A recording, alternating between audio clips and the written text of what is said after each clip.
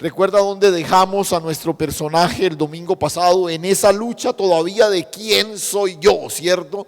Y está ahí Dios diciéndole, insistiéndole, le da señales. Vimos también con nostalgia cómo se priva de un milagro que Dios quería hacer con él. Pero finalmente Moisés sale a encontrarse con Aarón, su hermano.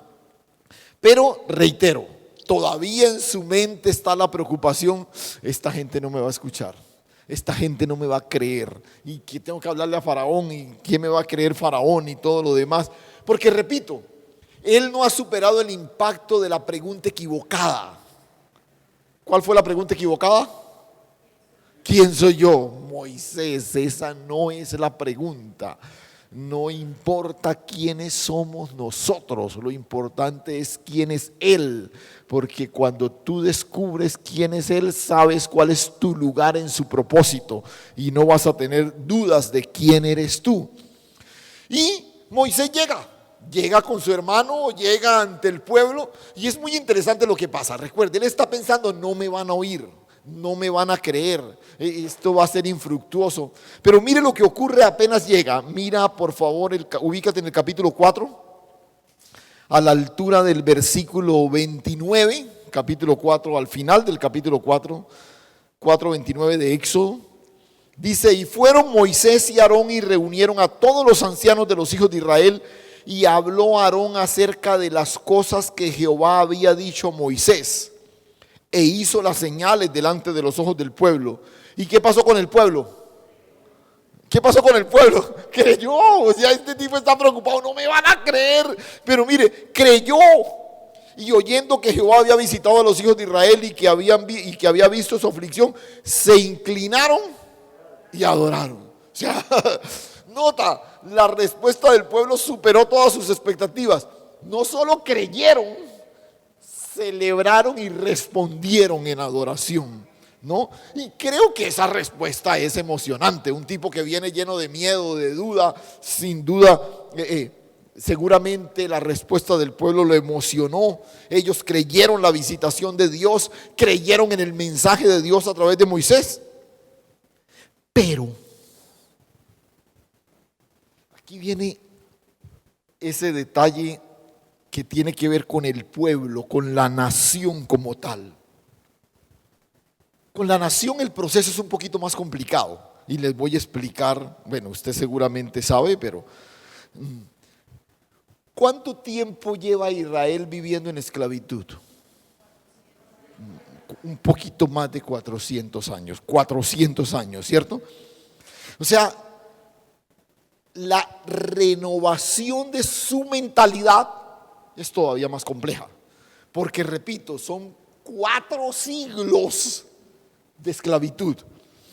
Pensemos por un momento, quizás las primeras generaciones que vivieron esa esclavitud, que llegaron a Egipto, tenían otro lenguaje, tenían otra expectativa, tenían otros sueños. Probablemente esos que llegaron a Egipto de pronto le decían a sus hijos: uy, nosotros venimos de Canaán, uy, esa tierra es espectacular. Pues nos tocó venirnos por lo de la hambruna que hubo, pero esa tierra es fuera de serie. Y probablemente hablaban de lo emocionante que sería regresar algún día. De pronto los hijos de esos que escucharon esas historias alcanzaron a contársela a sus hijos. Pero quizás después de 2 o 3 generaciones, ese relato se diluyó en el tiempo, ¿cierto? Y de ahí en adelante, todas las generaciones que conocieron esclavitud, no conocieron otra cosa. Ellos vieron a sus padres salir de mañana y regresar casi de noche, rendidos por sus jornadas de trabajo. Ya las historias no eran lo emocionante que sería regresar a Canaán. Ya las historias eran de cuántos ladrillos pude construir hoy. Ya las historias eran de que, uy, al vecino lo azotaron, terrible, eso él no. O, en el peor de los casos, contando cómo él mismo fue azotado y narrándoles la versión de sus hechos a sus hijos. O sea, esta generación se levantó ahora, el tema era esclavitud, trabajo, esclavitud, cumplimiento, esto y lo otro. Nota, Esto hizo que sus aspiraciones cambiaran. Mientras que las primeras generaciones probablemente pensaban en regresar otra vez a su tierra, el sueño de ellos probablemente era, bueno, cuando yo crezca yo voy a cerciorarme de que nunca me golpeen en mi jornada de trabajo, que no vaya a ser que me azoten. Quizás alguien decía, yo quiero que mis hijos crezcan fuertes para que puedan cumplir con su jornada laboral y que nadie los maltrate. ¿Por qué no pensaban en otra cosa? ¿Por qué no tenían otra alternativa? No conocían nada más sino la esclavitud. Entonces uno se preguntaría, ¿es que no querían salir de ahí? Sí, seguramente sí querían, pero estaban convencidos que no podían. Estaban convencidos que no podían. Porque la esclavitud tiene eso. La esclavitud mutila la iniciativa. La esclavitud anula la capacidad de soñar, ahoga toda chispa de creatividad. Por eso la adoración que vimos ante las palabras de Moisés, uno dice, wow, el pueblo comenzó a cambiar, mire, respondieron en adoración, creyeron lo que Dios les dijo. Pero unos versos más adelante recriminaron a Moisés y le dijeron, ¿por qué te pones a hablarle a Faraón de eso? Mira que ellos no se percataron que con lo que estaba sucediendo, Dios estaba como sacudiendo eso que se conoce hoy como el status quo, como la forma natural como ellos vivían. Dios estaba sacudiendo eso para mostrarles que quería hacer algo nuevo en ellos. Entonces recuerda, recapitulemos un momentico hasta aquí. Hasta aquí, en ese proceso de renovar nuestra mentalidad, hemos identificado dos aspectos. ¿Me recuerdan el primero? Los de casa, a ver, ¿dónde están? ¿Cómo? No, ese es el segundo, no, el primero. ¿Cuál es? Una lucha contra nuestra forma tradicional de pensar.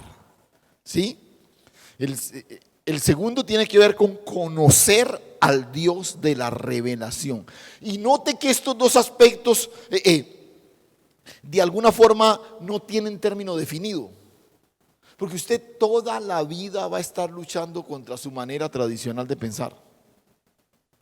Toda la vida. O sea, esta es una lucha permanente. Y toda la vida va a estar desafiado a conocer a Dios, porque el conocimiento de Dios es inagotable. Usted no dice, no, ya conocí a Dios, ya yo alcancé todo. No graduamos en el bachillerato. Usted dice, ya llegamos a una maestría, un doctorado. Ya usted llega a un punto en el que en alguna ciencia de pronto ya no haya nadie, ya no haya nada más que aprender. Pero con relación a Dios, no. El conocimiento de Dios es inagotable. Entonces Moisés ha pasado por aquí. Primero se estrelló con su manera tradicional de pensar, y ahora con el encuentro en el monte y todo lo demás, Dios se le revela. Dios quiere que lo conozca, ¿sí? O sea, podríamos decir, aunque no ha completado la tarea, recuerda, no se completa nunca, pero ya Moisés ha empezado a caminar en estos dos pasos, ¿no? Fue confrontado en su manera tradicional de pensar y ha sido desafiado a conocer a Dios. Pero ahora Dios le dice, listo Moisés, llegó la hora. Al lugar de tu asignación, yo te llamé y te envié a Israel para que vayas. O sea, ya Moisés descendió del monte y ahora llega a donde tiene que expresar aquello que Dios puso en él. Dicho de otra forma, ya salió de la escuela dominical, ya es lunes. Hay que ir a trabajar, hay que ir a vivir la palabra que recibí el fin de semana. Ya salió del devocional, el de la antorcha, el de la zarza que ardía y todo lo demás, y ahora tiene que ir a enfrentarse al día a día. Y el contexto al que Moisés llega es el que describimos hace un momento. Un contexto de esclavitud, un contexto donde hay personas que no piensan más allá de que ojalá pasemos el día, ¿cierto? Y nuestro hombre viene con un mensaje de éxodo, de libertad, de tierra, de posesiones, de herencia. Y se encuentra con un pueblo que lleva 4 siglos de esclavitud. O sea, es un choque de trenes realmente en la forma de ver la vida. Pero además tiene que enfrentar a un sistema, tiene que enfrentar a Faraón y decirle ahora lo que Dios ha dicho. Entonces, hoy vamos a pasar a una tercera estación en ese proceso. Listo. Por eso quiero que tenga claras las dos primeras. Una lucha frontal contra mi manera tradicional de pensar, el desafío de conocer al Dios de la revelación. Pero lo tercero en este proceso, lo vamos a llamar así, escucha. Comienza a declarar lo que Dios es y lo que su palabra dice. Y ojo con esa última expresión. Focalízate en eso. O sea, haz de eso el centro de todo lo que tú haces. Repito, comienza a declarar lo que Dios es y lo que ha dicho. Lo que Dios es y lo que su palabra dice. Pero, ojo, focalízate en eso. Hazlo el centro de todo lo que tú haces. Esto no es un asunto ocasional. Esto es un asunto permanente. El problema de nosotros es que muchas de las cosas que Dios nos pide que hagamos, las hacemos por temporadas. Pero no, es que Dios no te pide que hagas, es que te vuelvas eso, te conviertas en eso, que seas. Comienza a declarar lo que Dios es y lo que ha dicho. Pero por favor, focalízate en eso. Concéntrate en eso. Ocúpate en eso. Entiende que cuando tú sales a trabajar, por ejemplo, eso es primero. Eso es primero. Que cuando tú vas a desarrollar cualquier actividad, eso es primero. ¿Qué? Declarar lo que Dios es y lo que ha dicho. Eso es primero. No, pero que las cosas no están saliendo bien. No, sigue declarando lo que Dios es y lo que ha dicho. No, pero es que los resultados no son los que yo esperaba. No, sigue así, sigue verbalizando lo que Dios es y lo que ha dicho. La idea ¿cuál es? Comienza a mirar lo que te ocurre desde lo que Dios ha dicho. No desde los resultados que esperas. Porque puede que no estés viendo los resultados que tú esperas. Pero lo que Dios ha dicho siempre se cumple. Bueno, hay 3 que creen eso. Mira, por ejemplo, la lucha de Moisés. Moisés está más preocupado por ser aceptado como mensajero que porque la gente reconozca a quien lo envió. Moisés dice: Señor, ¿por qué no me van a creer? Eso no, nadie me va a parar bolas. Eso no. O sea, Moisés está más preocupado porque él sea aceptado que porque la gente reconozca al que lo envió. Y Moisés está tan pendiente de los resultados que él espera que se pierde de ver la transformación que Dios está operando. ¿Me hice entender? O sea, Moisés está esperando que la gente lo aplauda, diga sí, claro, oye, este es el mensajero que viene de parte de Dios, que no sé qué, que cuando vaya Faraón y le diga el mensaje, Faraón diga listo, ahí están las puertas abiertas, salgan a ver. No. O sea, Moisés, quita tu expectativa de lo que tú esperas y ponla en lo que Dios está haciendo. Y lo que Dios está haciendo es una transformación de una mentalidad de 400 años de esclavitud y un sistema asfixiante que está sobre la nación. Después de que Moisés habla con los ancianos del pueblo y ellos responden en adoración. Por fin Moisés llega por primera vez a Faraón. Y esto lo registra el capítulo 5. Y vamos a leer varias escrituras de aquí hasta el final de nuestro tiempo, porque vamos a identificar ahí en la escritura. Hoy solamente vamos a gravitar en torno a este desafío, tercera estación en nuestro proceso. Ahora, ya Dios le había anticipado a Moisés que cuando hablara con Faraón, ¿qué iba a pasar? ¿Cómo? Faraón iba a decir que no, ¿sí? Incluso le dijo, no, Faraón va a decir que sí, pero con mano fuerte. O sea, con el discurso suyo, o sea, Moisés ya sabía eso. Lo que no esperaba es con la que le salió Faraón. Escuche, capítulo 5. Después Moisés y Aarón entraron a la presencia de Faraón y le dijeron: Jehová, el Dios de Israel, dice así: deja ir a mi pueblo a celebrarme fiesta en el desierto. Y Faraón respondió: ¿quién es Jehová para que yo oiga su voz y deje ir a Israel? Yo no conozco a Jehová ni dejaré ir a Israel. Y ellos le dijeron: el Dios de los hebreos nos ha encontrado. Iremos pues camino de 3 días por el desierto y ofreceremos sacrificio a Jehová nuestro Dios, para que no venga sobre nosotros con peste o con espada. Entonces el rey de Egipto les dijo, aquí es donde esto es lo que Moisés nunca esperó. Mire con la que le salió el rey de Egipto. Les dijo, ¿dónde estamos? Versículo 4. Moisés y Aarón, ¿por qué hacéis cesar al pueblo de su trabajo? Volved a vuestras tareas. Y dijo también Faraón: he aquí el pueblo de la tierra es ahora mucho y vosotros les hacéis cesar de sus tareas.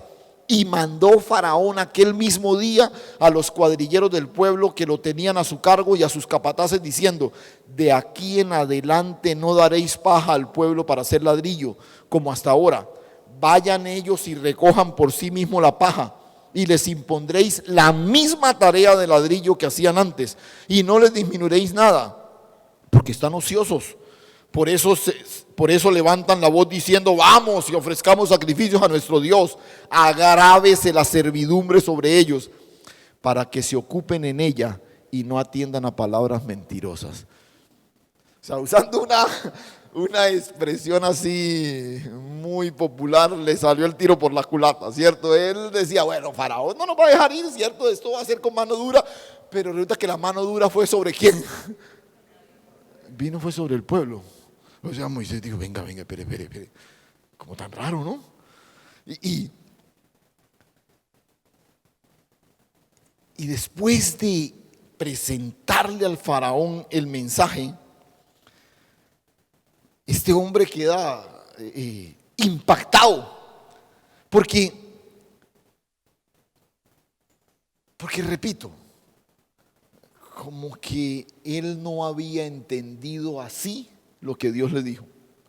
Pero otra vez, antes de que pasemos a mirar un poquito la respuesta de Faraón, yo quiero que usted note algo en el mensaje de Dios a Faraón a través de Moisés. Y por favor, no pierda de vista que el desafío hoy es declarar lo que Dios es y lo que Dios ha dicho, y que vamos a focalizarnos en eso, ¿cierto? No pierda eso de vista. Pero quiero que note el mensaje que Dios le da a Faraón a través de Moisés. Si usted observa, es distinto al que le da al pueblo. ¿Qué le dice Moisés al pueblo de parte de Dios? Yo los he visitado, yo los he escuchado, yo he decidido intervenir y yo los voy a sacar de aquí y los voy a llevar a una tierra. Ese fue el mensaje de Dios al pueblo, ¿sí? ¿Cuál es el mensaje de Dios a Faraón a través de Moisés? Miremoslo otra vez ahí en el versículo 1, lo que acabamos de leer, pero miremos otra vez ese pedacito. Después Moisés y Aarón entraron a la presencia de Jehová y le dijeron: Jehová, el Dios de Israel, dice así: deja ir a mi pueblo a celebrarme fiesta en el desierto. Y Faraón respondió: ¿quién es Jehová para que yo oiga su voz y deje ir a Israel? Yo no conozco a Jehová, ni tampoco dejaré ir a Israel. Y ellos le dijeron: el Dios de los hebreos nos ha encontrado. Iremos camino de 3 días por el desierto y ofreceremos sacrificio a Jehová nuestro Dios, para que no venga sobre nosotros, bueno, todo eso. ¿Qué notan del mensaje a Faraón? Miren otra vez, ahí está, ¿cierto? Incluso le marqué en blanquito, ahí señalamos lo que le dice. ¿Qué notan del mensaje a Faraón? ¿Qué notan de particular en ese mensaje? ¿Cómo? Bueno, sí, ahora, que no nos sorprende que Faraón no conozca a Jehová, pues no lo conoce y no tiene por qué conocerlo. Pero ¿qué notan del mensaje?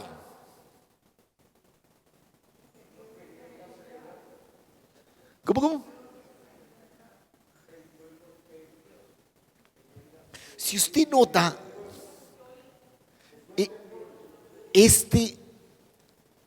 pues sí, tiene algo que ver con que suelte al pueblo y esto, pero no es ese el énfasis. Si usted nota, el mensaje de Faraón está centrado no en lo que el pueblo va a recibir, sino en Dios. En Dios. Deja ir a mi pueblo, y el Dios de los hebreos nos ha encontrado. Nosotros vamos por el desierto a encontrarnos con Él. Tenemos que apartarnos de Egipto para vernos con Él, y vamos a ir a ofrecerle sacrificio. Escuche esto. El corazón del mensaje no es el bienestar del pueblo, es la exaltación al nombre de Dios. ¿Lo notas? Repito. El corazón del mensaje no es el bienestar del pueblo. Hermano, deje salir a mi pueblo porque es que usted los ha oprimido. No, eso se lo dijo al pueblo. ¿Sí? Pero a Faraón no le dice eso. Le dice, deja ir a mi pueblo porque yo me voy a encontrar con ellos. Y tiene que ser camino de 3 días. O sea, tiene que haber una distancia. Y ellos me van a ofrecer sacrificio. Todo el mensaje apunta a la exaltación a Dios. Perdona que insista.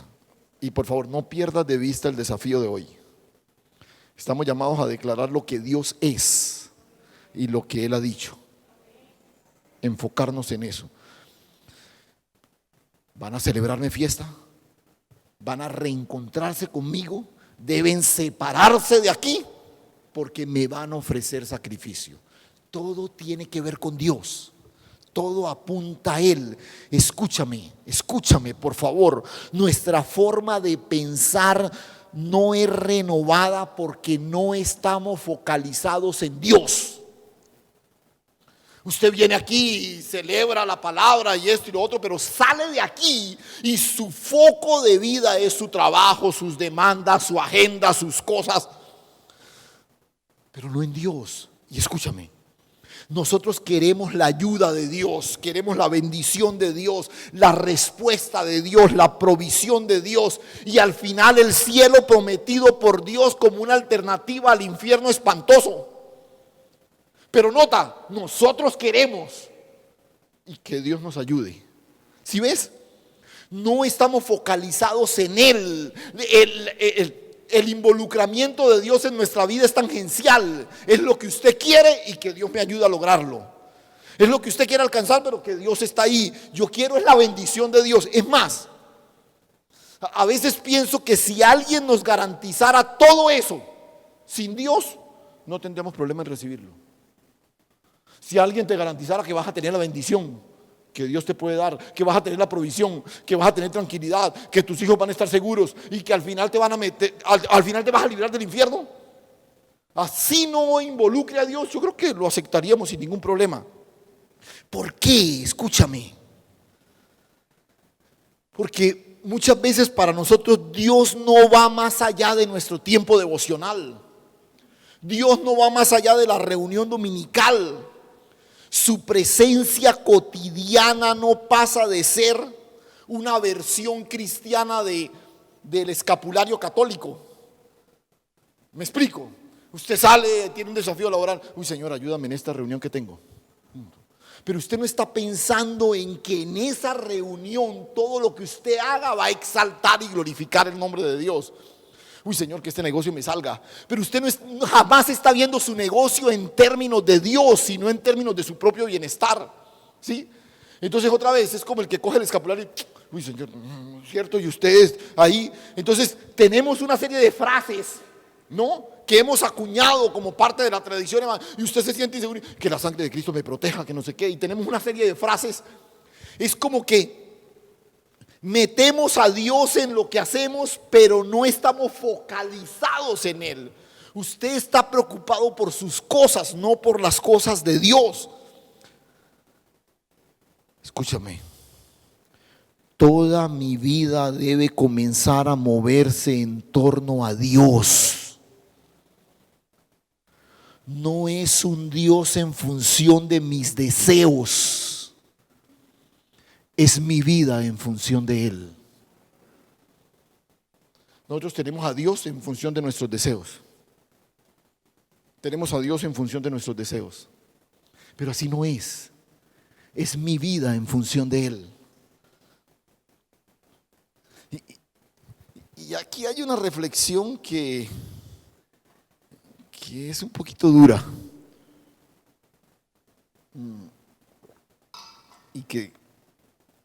Pero si usted es sincero, de pronto va a estar de acuerdo conmigo. Mira, cuando uno observa el mundo, es fácil identificar lo que el mundo quiere. Vea televisión media hora y con la parafernalia comercial, usted puede apreciar todo lo que es la filosofía de lo que el mundo quiere, ¿no? Todo el sistema mundano provee o anhela o promueve una vida cargada de lujos, de diversión, donde el hombre tiene todo lo que anhela, va al lugar que quiere, cosecha la admiración y el respeto, el reconocimiento de los que le rodean. Y entonces uno dice, uy, esa es una filosofía centrada en el hombre, alimentada por el deseo de tener y de ser cada vez más grande. ¿O no? Creo que me quedé corto, pero es una clara descripción de lo que es el anhelo del hombre natural, de la sociedad. Pero si uno hace una encuesta al interior de la iglesia, uno se encuentra con la sorpresa de que los hijos de Dios anhelan exactamente lo mismo. Exactamente lo mismo. Entonces tú les preguntas a alguien, bueno, ¿y usted qué es lo que quiere? Y entonces dice, bueno, solamente que entre frase y frase acuñamos el nombre de Dios. Pero en el fondo es lo mismo. Entonces dice, no, yo anhelo con la ayuda de Dios una vida tranquila, que Dios me permita tener un buen trabajo y que mi empresa sea próspera, que mis hijos crezcan seguros y que sean buenos profesionales y que se casen con alguien que los quiera y que formen una bonita familia y que podamos viajar y divertirnos y es lo mismo. Solamente que decimos que Dios nos ayude, ¿cierto?, a lograrlo y que Dios no sé qué. Pero es exactamente lo mismo. Ahora yo les pregunto, ¿eso está mal? Yo no sé, pero observe, son los mismos anhelos del hombre natural, pero disfrazados de un ropaje de piedad. El centro sigue siendo el hombre.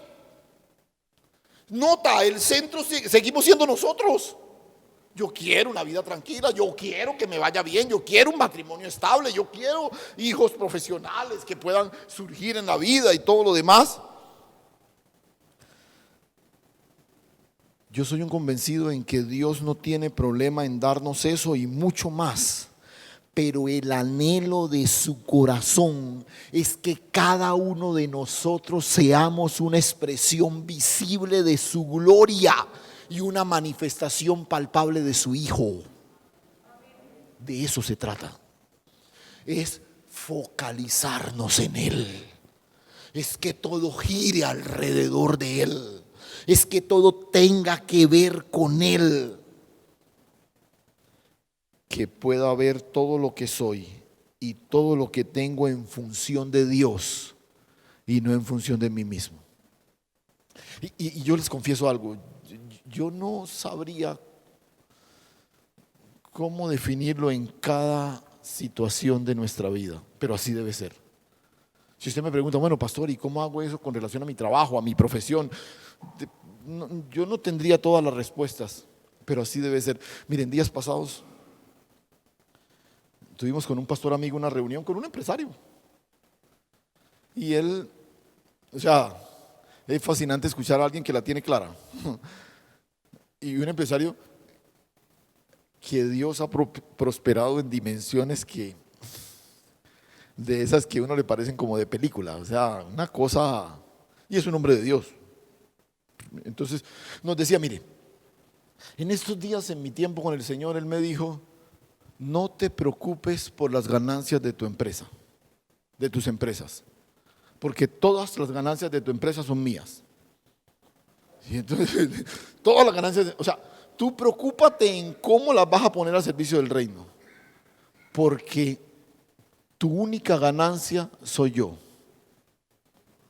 Y él nos explicaba en qué consistía todo eso. Yo escuchaba como, porque otra vez uno monta una empresa y uno quiere, ¿no? Y este hombre estaba compartiendo con esa naturalidad. Y otra vez, no le estoy hablando de ganancias de unos milloncitos al mes. No, estoy hablando de cosas, cifras que algunos de nosotros no veremos a lo largo de toda la vida. Y dice, no te preocupes por eso. Las ganancias de tu empresa son para mí, porque tu ganancia soy yo. Y yo pensaba en los levitas en el Antiguo Testamento. ¿Recuerdan? Cuando a través de Josué Dios reparte la tierra y a ellos no les da nada. Y como que yo dije, Señor, pero nosotros somos los que servimos. Y él dice, no, los levitas no tendrán herencia en Canaán, porque la herencia de ellos soy yo. Espectacular, espectacular. Pero otra vez, esto tiene que pasar necesariamente por un proceso de renovación. ¿Por qué les dio tan duro lo que ocurrió? ¿Por qué les dio tan duro lo que con la que Faraón salió? Porque para los israelitas el trabajo, aunque era arduo y esclavizante, era lo único que les daba aceptación ante los egipcios.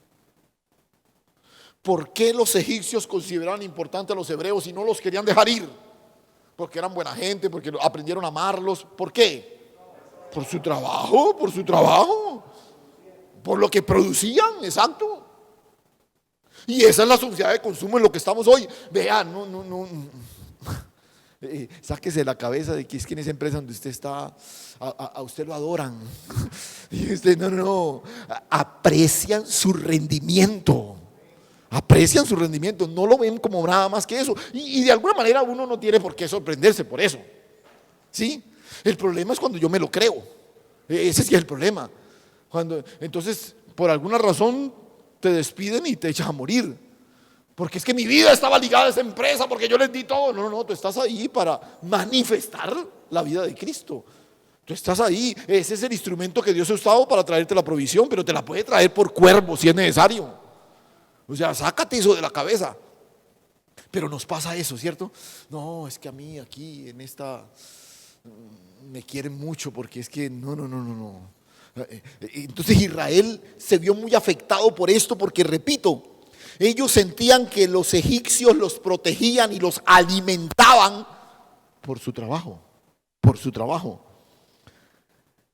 Pero ¿cuál fue su problema? Nunca pudieron conectar su trabajo con Dios. Nunca vieron en su trabajo un escenario en el que Dios fuera glorificado. Por eso cuando su trabajo se alteró, se modificó, se fueron lanza en ristre contra Moisés. Observe, capítulo 5, verso 15.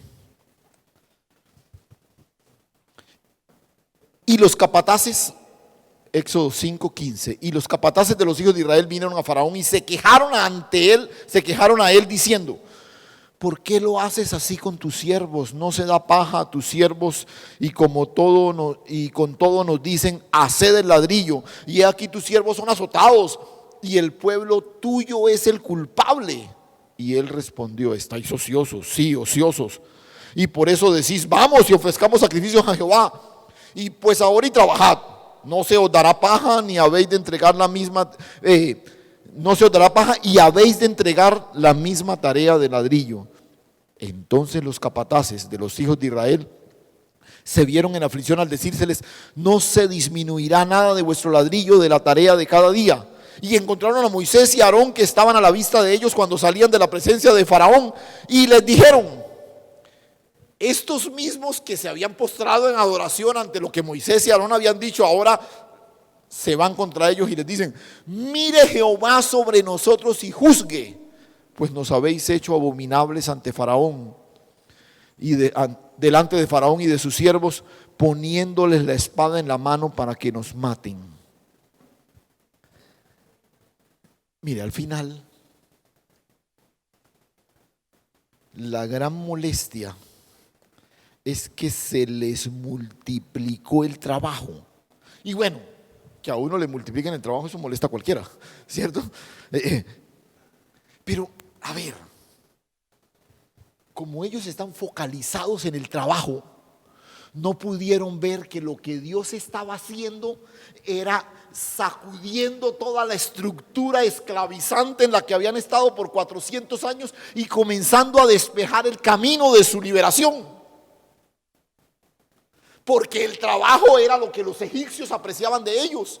Entonces Dios comienza a sacudir la estructura esclavizante que está sobre ellos para despejar el camino de la liberación. Pero como ellos están focalizados es en el trabajo, no aprecian lo que Dios está haciendo.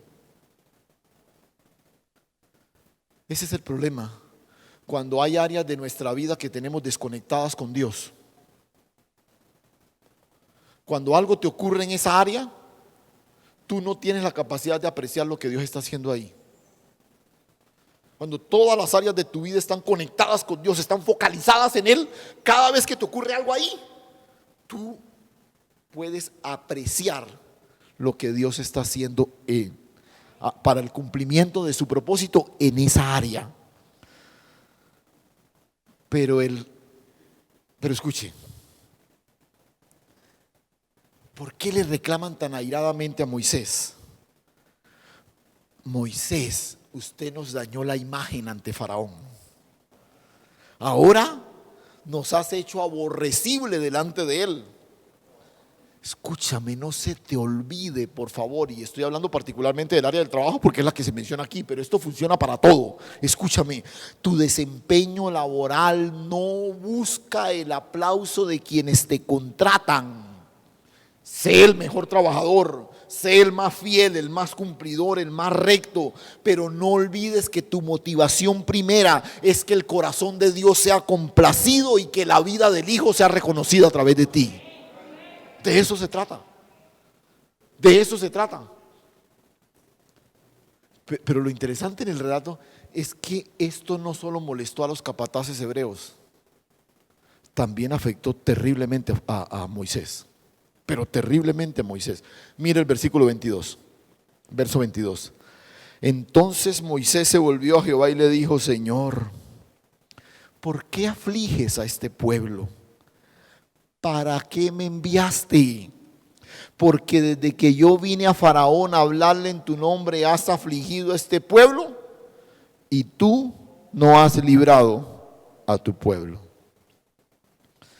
Moisés ha hablado lo que Dios le dijo, pero está decepcionado por lo que sus ojos ven. Escúchame lo que te voy a decir. Tu compromiso y el mío es hablar lo que Dios dice, punto. El resultado es de Él. Nuestro problema es que cuando declaramos lo que Dios dice, estamos esperando que ocurra lo que yo quiero. ¿Ves? Ese es nuestro gran problema. ¿Sí? Entonces, por ejemplo, yo te digo: Dios dice que tú eres sano. Y yo lo digo porque Dios lo dice. Y oro por ti. Entonces yo estoy esperando. Yo espero que inmediatamente se levante y salga corriendo. Pero no ocurre. Entonces me decepciono. No, escúchame. Tú estás llamado a declarar lo que Dios dice. Lo que Dios dice. No importa si no ves lo que tú quieres. Entonces Moisés va al pueblo primero, luego va a Faraón y luego no ocurrió lo que él esperaba y dice: venga, Señor, pero es que usted me mandó y esto está peor. O sea, yo esperaba que esto mejorara, pero vea, esto fue peor.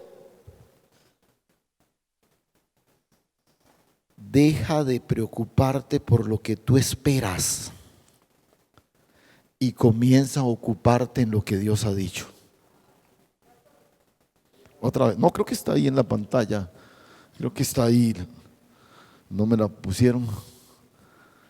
Deja de preocuparte por lo que tú esperas y comienza a ocuparte en lo que Dios ha dicho.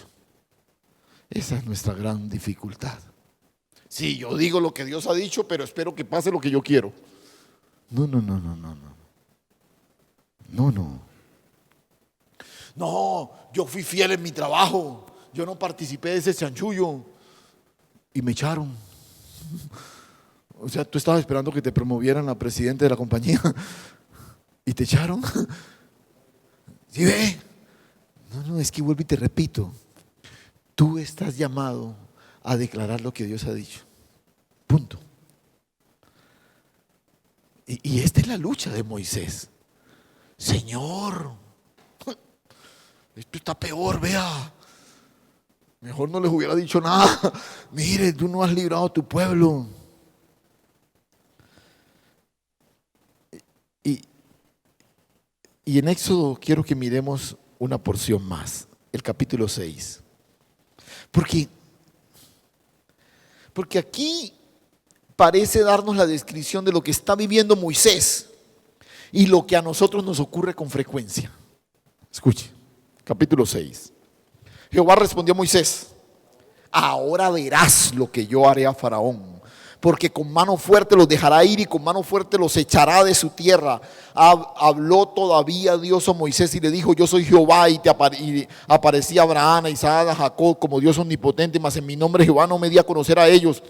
También establecí mi pacto con ellos de darles la tierra de Canaán, la tierra en la que fueron forasteros y en la cual habitaron. Asimismo yo he oído el gemido de los hijos de Israel, a quienes hacen servir los egipcios, y me he acordado de mi pueblo. Por tanto dirás a los hijos de Israel: yo soy Jehová, y yo os sacaré de debajo de las tareas pesadas de Egipto, y os libraré de su servidumbre, y os redimiré con brazo extendido y con juicio grande, y os tomaré por mi pueblo, y seré vuestro Dios, y vosotros sabréis que yo soy Jehová vuestro Dios, que os sacó debajo de las tareas pesadas de Egipto, y os meteré a la tierra por la cual alcé mi mano, jurando que la daría a Abraham, a Isaac y a Jacob, y yo os la daré por heredad, yo Jehová. De esta manera habló Moisés a los hijos de Israel, pero ellos no escucharon a Moisés. ¿A causa de qué? De la congoja de espíritu y de la dura servidumbre, que les impidió reconocer la voz de Dios, que estaban tan focalizados en lo que les estaba pasando en el trabajo, que no vieron lo que Dios estaba haciendo. Y habló Jehová a Moisés diciendo: entra y habla a Faraón, rey de Egipto, que deje ir de su tierra a los hijos de Israel. Y respondió Moisés delante de Jehová: he aquí los hijos de Israel no me escuchan. ¿Cómo me escuchará Faraón, siendo yo torpe de labios? Entonces Jehová habló a Moisés y a Aarón y les dio mandamiento para los hijos de Israel y para Faraón, rey de Egipto, para que sacasen a los hijos de Israel de la tierra de Egipto. Quiero que note algo. Durante todo este tiempo, usted que seguramente ha leído todo el proceso de las plagas y todo lo demás, durante todo este tiempo la orden de Dios siempre fue encabezada por la misma expresión: ve y dile a Faraón lo que yo te he dicho. Venga, Señor, pero yo le digo, pero es que no pasa nada. No. O sea, eso no dice en esta versión. Pero es como si: a ti qué te importa, usted diga lo que yo le digo. Sí, Señor, pero es que no, diga lo que yo le digo. Ve y di a Faraón lo que yo he dicho. El pueblo no escuchó, Faraón no escuchó, pero háblales. Escúchame, porque cuando tú hablas lo que Dios ha dicho, eso te permite enfocarte en lo que Él es. Cuando tú todo el tiempo estás hablando lo que Dios ha dicho, tu vida se enfoca en lo que Él es. El pueblo estaba tan embebido en la frustración de su trabajo que no tuvieron la capacidad de reconocer la voz de Dios. Es lo que ocurre con el trabajo, con la empresa, con la agenda, con el diagnóstico del médico, con las urgencias. Que el centro de nuestro pensamiento es eso y no Dios. Y por eso la renovación de mi forma de pensar es imposible.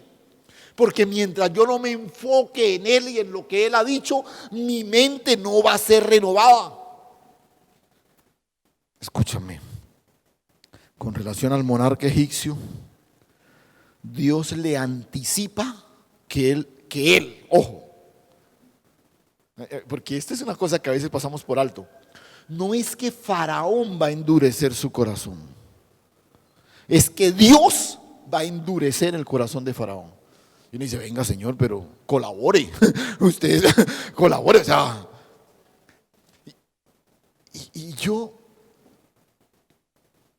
descubrí algo que yo creo que yo no había visto antes. ¿Por qué fueron 10 plagas? Dios no pudo haberlo sacado en la primera.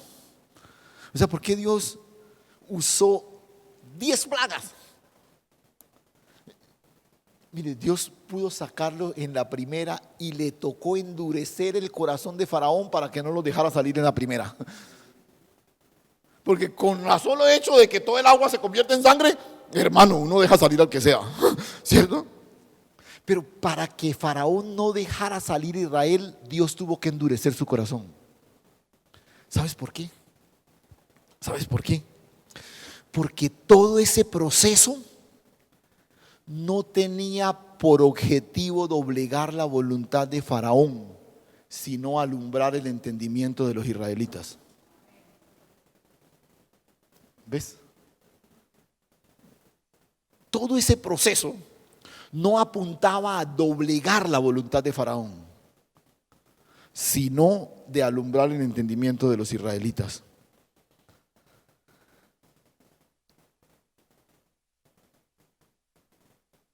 Faraón se resistió, pero la voz de Dios prevaleció. Y escúchame, porque quiero concluir, pero quiero que Dios me dé la sabiduría de poder expresarlo, porque este es nuestro desafío. El comportamiento es la respuesta del hombre natural a lo que sabe.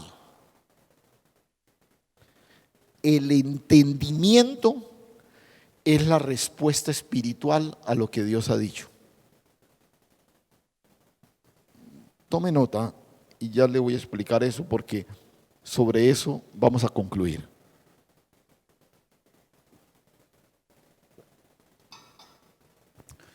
Tu comportamiento es la respuesta natural a lo que tú sabes. Yo sé que debo hacer esto, no sé qué, esto y lo otro. La respuesta del hombre natural a lo que sabe.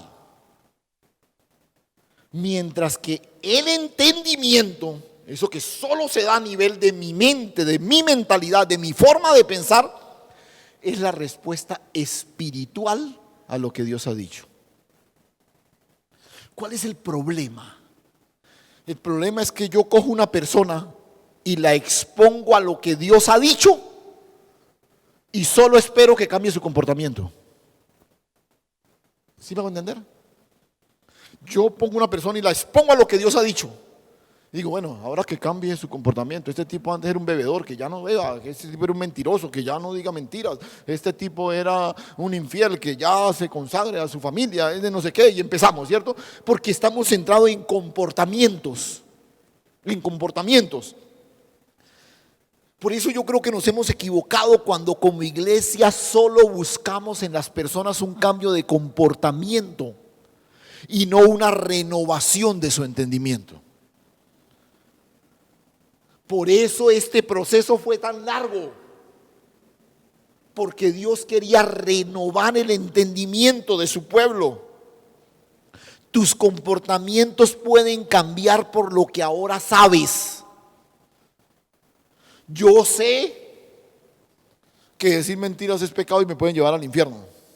Te nota, Hay gente tratando de vivir su fe desde lo que sabe. Es tratar de vivir su fe sin que su entendimiento haya sido renovado. Repito, tus comportamientos pueden cambiar por lo que ahora sabes, pero tu entendimiento solo será renovado cuando el Cristo que te habita comience a ser manifestado. O sea, cuando te focalices en Él, cuando toda tu vida comience a gravitar en torno a Él. Te lo voy a decir otra vez, ¿cierto? Usted quiere que lo diga de nuevo, ¿cierto?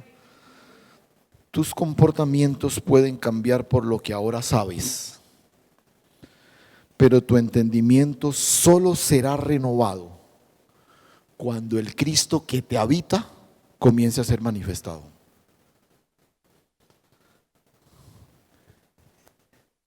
¿Y cómo se da este proceso? Declaración y enfoque. Comienza a declarar lo que Dios ha dicho. Enfócate en Él. Ese es el proceso. Declaración y enfoque. Nos enfocamos en Dios y declaramos lo que Él ha dicho. Y mire, ya tenemos por costumbre que nos vamos unos minutos más en esta primera reunión. Para no quebrantar esa costumbre, regálame unos minuticos más para terminar con esto. Escuche. En ese texto que fue el texto que inspiró toda esta serie, ¿cierto? En ese texto de Primera de Corintios capítulo 2, cuando Pablo hace esa declaración contundente de que nosotros tenemos la mente de Cristo, allá en el 2:16 de Primera de Corintios, ¿cierto? Porque ¿quién conoció la mente del Señor? ¿Quién la instruirá? Mas nosotros tenemos la mente de Cristo, ¿cierto? En ese texto, que reitero, es el eje de nuestra reflexión, el apóstol menciona una serie de cosas que son claves para entender la grandeza de este concepto. Porque yo les decía, yo sé que tengo la mente de Cristo, yo no tengo problemas con eso. Mi problema es cómo opero desde la mente de Cristo. Eso es lo que hemos tratado de ir como asimilando, ¿cierto? Y Pablo en ese pasaje nos da algunos conceptos como para entender esa declaración tan grande. Por ejemplo, Pablo nos habla de la intimidad. Y recuerda, en el versículo 9 dice: las cosas que ojo no vio ni oído yo, que lo vimos hace un par de domingos atrás, ni han subido a corazón de hombres, son las que yo tengo reservado ¿para quiénes? Para los que me aman. Entonces dijimos, esa es la intimidad que Dios revela su conocimiento, pero ¿a quiénes? A los que le aman. Pero los que le aman son ¿quiénes? Los que le obedecen. Bueno, les quedó claro, ¿cierto? Eso ya lo tenemos ahí asimilado, ¿sí? Pero también aclara, por ejemplo, que hay cosas que no están al alcance del hombre natural. Por eso les decía, por eso es que cuando usted asimila el evangelio desde el hombre natural, desde su mente natural, usted solo piensa en comportamientos. Repito, cuando usted asimila el evangelio desde su mente natural, usted solo piensa en comportamientos. Uy, no, sí, a mí me ha servido mucho esto de ser cristiano ahora, porque es que, yo era terrible, yo era groserísimo, ya no soy tan grosero. Sí, o sea, poquito, pero ya no tanto, ¿cierto? Yo era no sé qué, nota, comportamientos, solo comportamientos. Y entonces él dice, ¿por qué el hombre natural no puede? Porque el hombre natural no tiene algo que solo el espiritual tiene, dice, porque no tiene discernimiento espiritual. Discernimiento espiritual. Pero hay un detalle que él menciona, que es con lo que quiero concluir y conectarlo con lo que acabamos de ver. Dice en el versículo 1 de ese capítulo 2 del primer libro, de la primera carta a los Corintios. Escuche: así que, hermanos, cuando fui a vosotros para anunciaros el testimonio de Dios, no fui con excelencia de palabras o de sabiduría. Pues ¿qué? Me propuse ¿qué? ¿Qué fue lo que el gran Pablo se propuso? ¿Qué fue lo que se propuso? No saber entre vosotros cosa alguna, sino a Jesucristo y a este crucificado. ¿Qué es lo que Pablo está diciendo? Mire, cuando yo fui a hablarles a ustedes, yo me enfoqué en una sola cosa. ¿Qué? Cristo. Punto. ¿De qué estamos hablando hoy?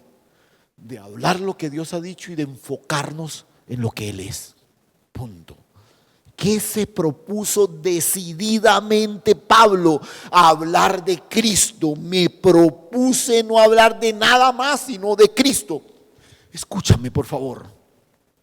Yo necesito inundar todo lo que hago de Cristo. Yo necesito ver mi trabajo como una manifestación de Cristo. Yo necesito ver mi empresa, mi negocio como una plataforma para manifestar a Cristo. No te centres en los resultados, enfócate en Él y en lo que Él ha dicho. Yo necesito ver mi matrimonio, la relación con mis hijos, mi futuro, mi tranquilidad en función de Cristo.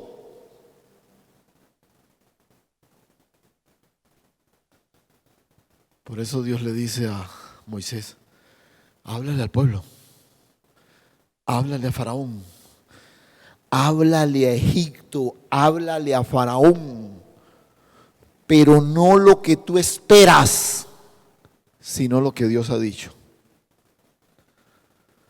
Dios no te va a garantizar que las cosas se van a poner mejor, pero sí que su palabra va a prevalecer por encima de todo. Aleluya. Háblale. Que tengo un diagnóstico devastador de parte del médico. Háblale a la circunstancia lo que Dios ha dicho. No declares lo caótico del diagnóstico. Manifiesta la grandeza de lo que Dios ha dicho. Y mira, uno termina participando de todo lo que el sistema le impone. El viernes en la escuela de padres hablábamos al final con unos padres que estaban inquietos, por ejemplo, por esta festividad que viene en los próximos días.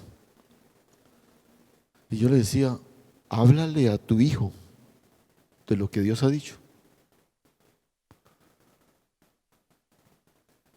Siéntalo. No, pero es que tiene 4 o 5 años. Este es el mejor momento. Esta es la mejor edad. A mí me da a veces cosa porque el argumento de los padres, por ejemplo, para flaquear frente a lo que deben hacer en una situación como estas, es que no, la presión de la familia, de los colegios, de las guarderías, mire que no sé qué. Nos preocupa que el sistema nos señale y nos estigmatice. ¿Te suena familiar? Lo que le pasó a los capataces hebreos. ¿Por qué estaban preocupados? Porque usted nos hizo quedar mal ante Faraón. O sea, yo no sé por qué nos preocupa tanto lo que la gente diga, que nos señale, que nos estigmatice. Preocúpate por lo que Dios ha dicho. Preocúpate por lo que Dios ha dicho. Porque tú no estás para complacer el sistema, sino para complacer el corazón de Dios. Cierra tus ojos un momento. Padre, gracias, Señor.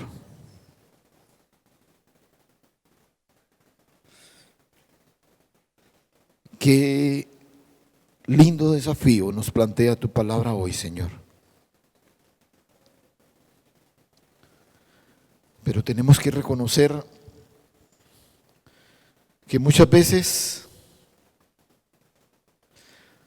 nuestra preocupación con ciertas áreas de nuestra vida es quedar bien con todos los que están a nuestro alrededor.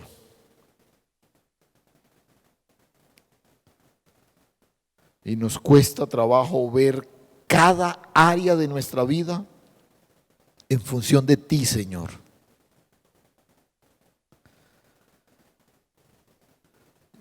Yo quiero a partir de hoy y lanzarle este desafío a mis hermanos, Señor. Que como el apóstol Pablo nos propongamos focalizarnos en Cristo,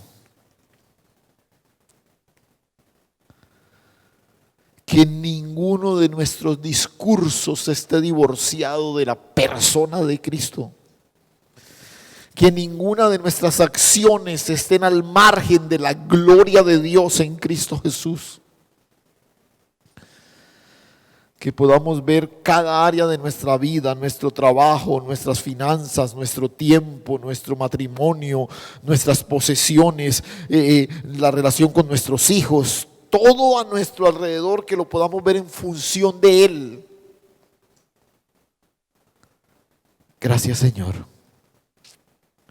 Gracias, Dios.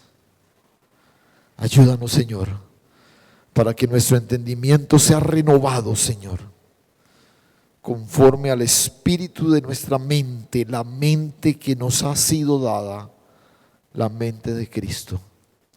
A ti la gloria y toda la honra en Cristo Jesús. Amén y amén.